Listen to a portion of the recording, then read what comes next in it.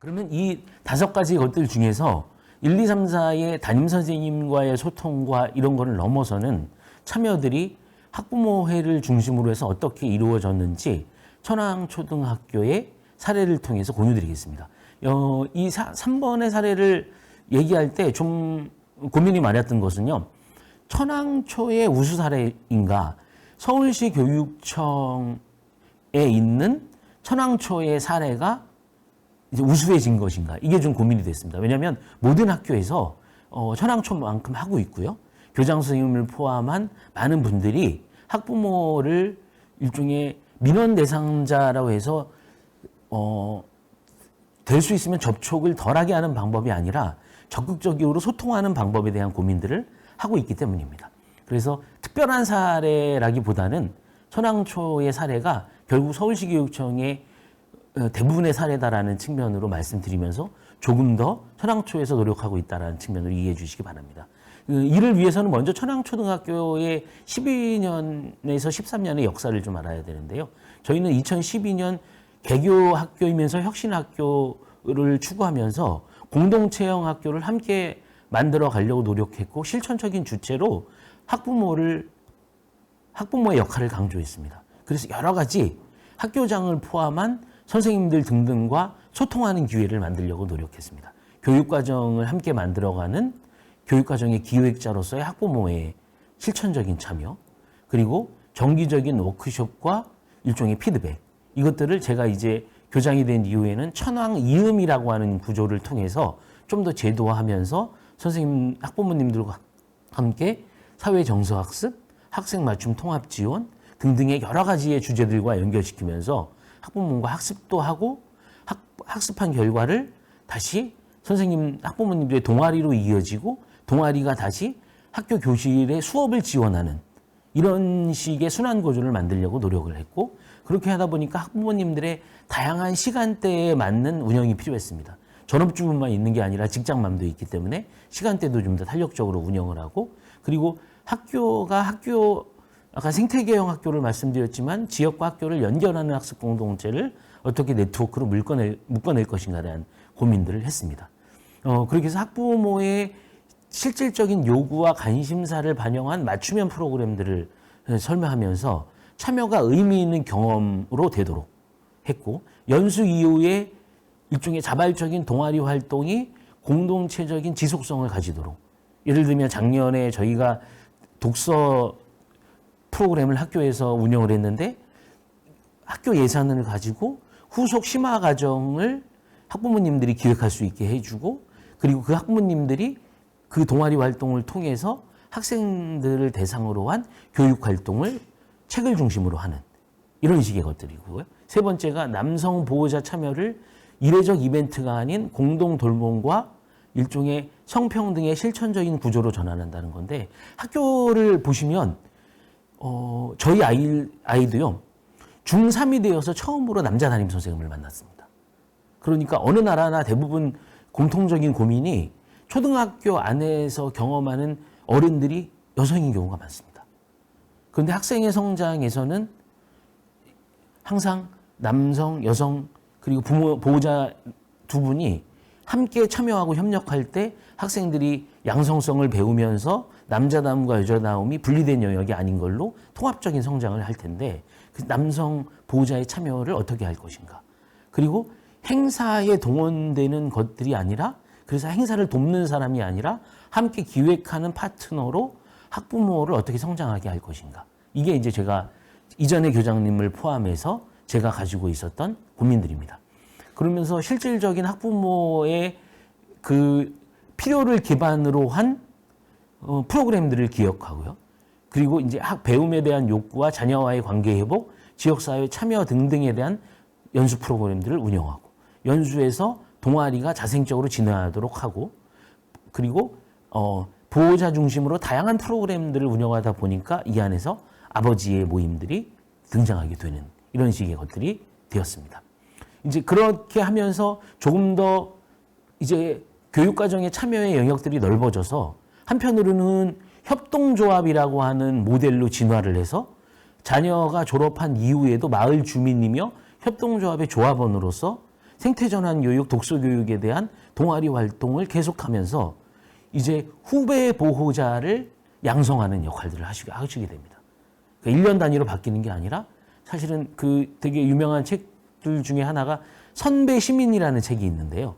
우리는 시민이 그냥 저절로 되는 거라고 생각하는데 선배 시민에 의해서 후배 시민이 양성되는 것처럼 선배 보호자에 의해서 후배 보호자가 만들어지기 때문에 이런 동아리와 협동조합이라고 하는 것들이 졸업한 이후에도 학교 안에서 보호자로서 활동을, 보호자를 넘어서서 활동을 계속하는 일종의 선배 학습자로서 역할을 하게 된다. 이게 이런 것이고, 이런 것들이 이후에 마을 교육에 대한 활동들로 확장되어서 저희 학교 학부모들이 졸업시킨 이후에도 학교 동아리나 협동조합을 포함한 지역에 있는 함께 키우는 활동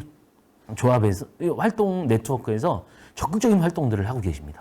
이런 식의 것들이 있습니다. 하나하나 보시면 우선 학부모 연수, 배움의 기획자이며 보호자의 일종의 연수의 실험실이라는 저는 말씀을 드리는데요. 학부모님들이 연수를 짜서 부모님들의 요구를, 보호자님들의 요구를 이제 받아들여서 여러 가지 퍼스널 컬러, 가죽공예, 나만의 향수, 라틴 공예, 항마통 이해 연수 등등의 것들을 이제 계획해서 사전 수요를 토대로 연계되었습니다. 이렇게 하다 보니까 학부모님들이 각각의 영역에서 활동했던 걸 가지고 동아리를 만들어서 이 동아리를 통해서 다시 학부모 연수를 하게 되고 이 안에서 강사가 양성되기 때문에 이후에 일종의 퍼스널 컬러를 포함한 독서 등등의 활동들을 일종의 같이 강사로서 하시게 되고 이렇게 되다 보니까 연수가 동아리로 이어지게 됐죠. 그림책 동아리, 생태 동아리, 전래놀이와 보드게임을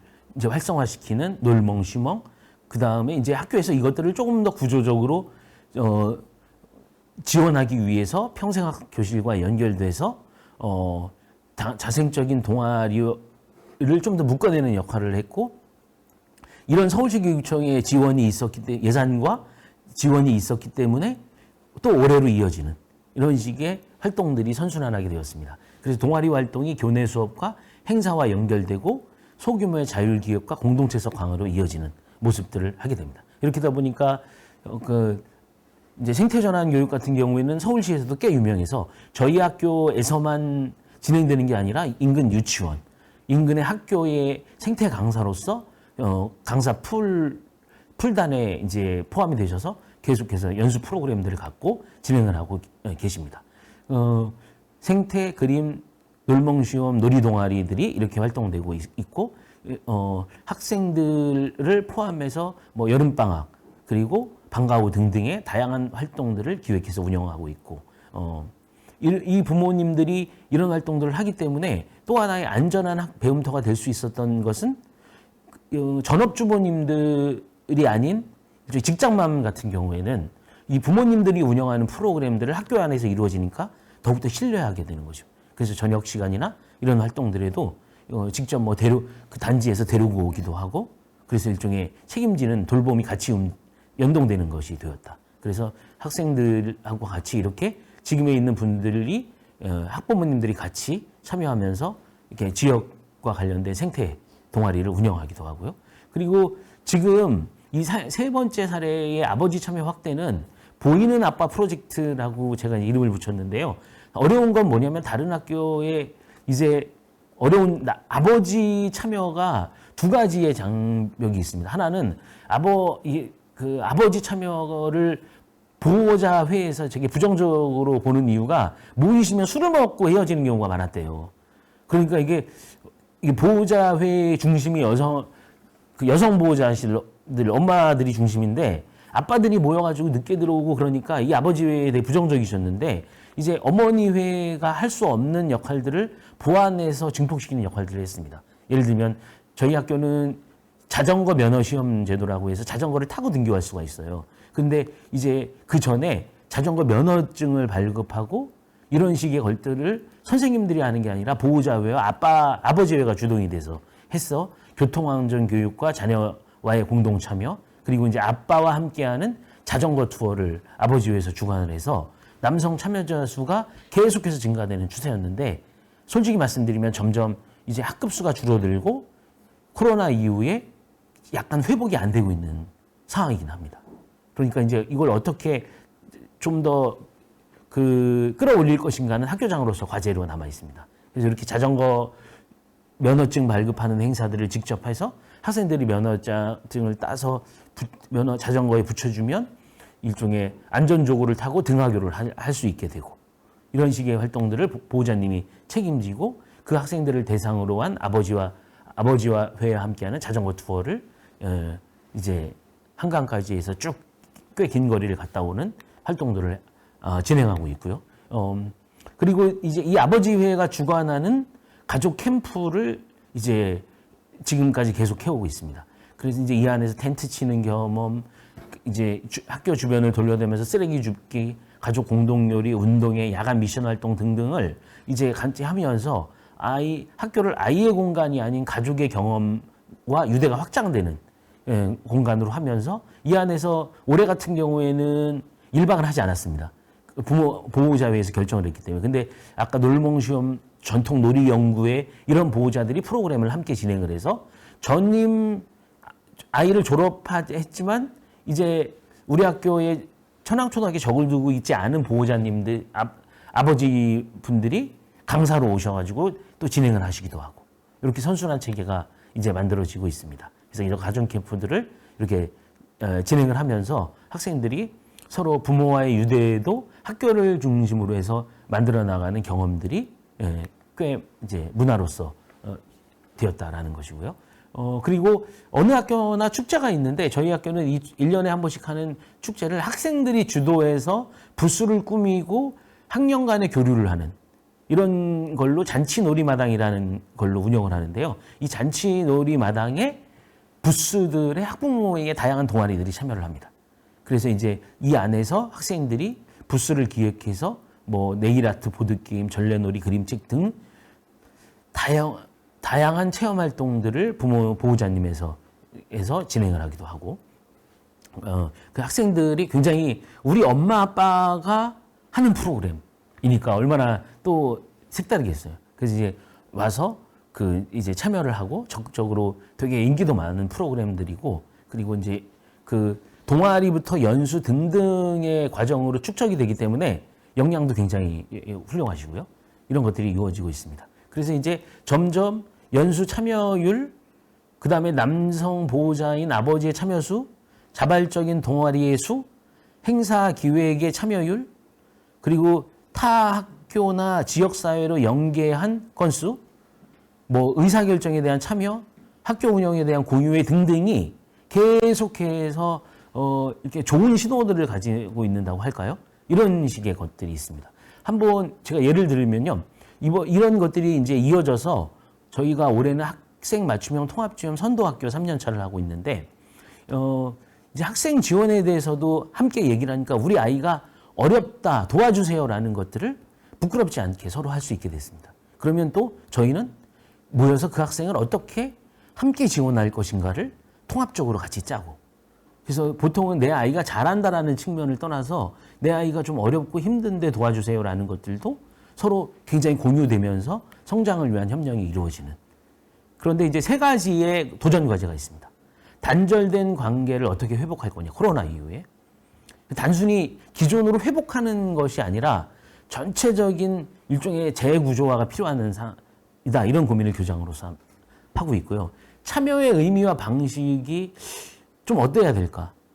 이게 계속해서 기존의 참여율이 유지되지도 않고 올라가지도 않고 약간 하강하고 있기 때문에 이걸 어떻게 해야 될까?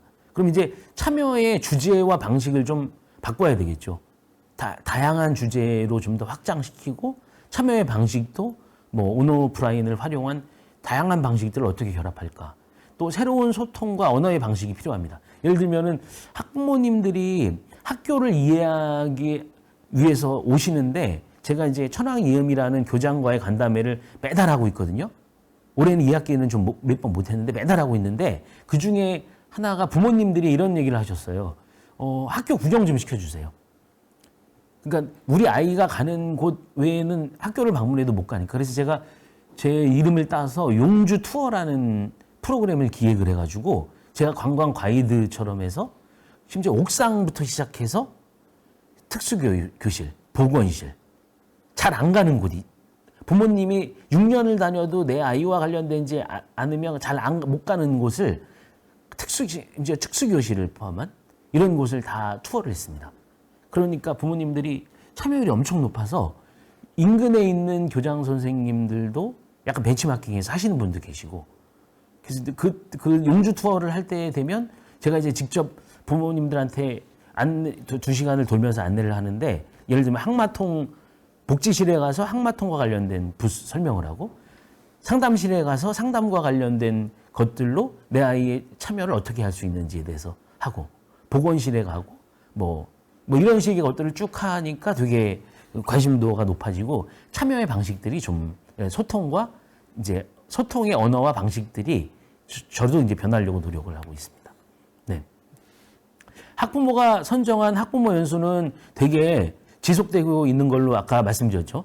그리고 이제 작년에 언론에서 보도되기도 했는데 제가 이제 해보고 싶었던 건 교육과정을 조금 더 확장시키는 주체로서 부모님들을 참여시키기 위해서 우리 학교의 학교가 구성하는 일종의 2022년 교육과정에서요, 학교 자유시간이라는 게 있는데 이걸 어떻게 함께 운영할까 하면서 일종의 학부모, 교사, 학생의 공론장을 만들어서 여기에 보시면 직접 하루에 퍼실리테이터 등등을 제가 직접 의뢰를 해가지고요. 물론 서울시교육청, 이 모든 거의 바탕에는 서울시교육청의 예산과 정책적인 지원이 있습니다. 교장 혼자의 힘으로 되는 건 아니고요. 그래서 지금 학생들과 학부모님들이 우리 학교의 천황초등학교에서 함께 배우고 싶은 주제들을 수기하는 과정들을 거쳤어요. 이렇게 하다 보니까 부모님들은 내 재능으로 뭐를 좀 연결시켜서 학교 동아리 등등으로 어떻게 하고 싶다. 학생들은 단순히 일 체험학습 가서 어디 가자라는 게 아니라 학교 안에서 어떠한 의미의 활동들을 할 수 있을까. 이런 고민들을 계속해서 수기 과정을 통해서 얘기하고, 궁극적인 결정은 교육과정의 전문가인 교사회에서 하기 때문에 교사들에게 이것들을 전달하고 이런 이제 역할들을 했는 거죠. 그리고 아까 말씀드렸지만 여기서 끝나는 게 아니라 지역 안에서 어떻게 학생들이 잘 클 수 있도록 할 것인가라는 논의를 하는데, 여기 앉아있는 학부모님들, 지역의 위원들은 3분의 1에서 반 이상이 저희 학교의 보호자였던 분들입니다.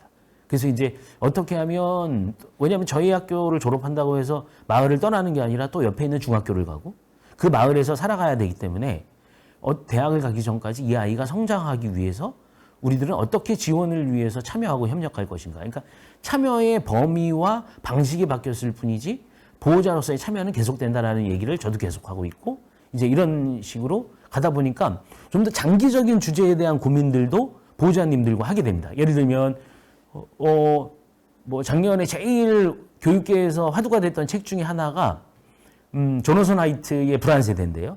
이 디지털이라는 것이 가지고 있는, 인공지능과 디지털이 가지고 있는 가능성과 함께 학생들을 끊임없이 자동화에 대한, 그러니까 학습을 방해하는 일종의 역할도 있기 때문에 이걸 어떻게 함께 해결할 것인가라는 고민들을 제가 화두를 던지고, 보호자님들과 함께 교수님들을 포함한 여러분들을 이제 모셔서 어떻게 하면 디지털과 관련된 것들을 함께 고민할까. 그리고 최근에 이제 논의가 되고 있는 국제 바칼로리아를 단순히 도입한다라는 측면을 넘어서서 어떻게 하면 천황초등학교의 교육과정을 심화시킬 수 있을까. 뭐 체험 많이 한다고 교육과정이 좋은 건 아니잖아요. 그래서 이것들을 학부모님과 함께, 동아리와 함께 이야기하면서 이제 이야기하기 위해서는 학부모의 역량도 같이 끌어올려야 되기 때문에 이런 서울시 교육청의 정책과 관련된 항마통 등등의 여러 가지 주제들을 제가 의도적으로 전체 연수에서 배치를 하고, 이제 동아리에서도 그걸 받아주고, 이제 이런 식의 것들을 하면서 일종의, 예를 들면 이제 공동으로 함께 만들어낸 게 디지털에 대해서 사용 능력만 기르는 게 아니라 디지털에 대한 이것들을 포용적으로 누구나 활용할 수 있도록 하는 것이고, 안 쓸 때 안 쓸 수도 있는 일종의 역량들을 기르도록 하자. 이런 방식으로 저희가 진행을 해왔습니다.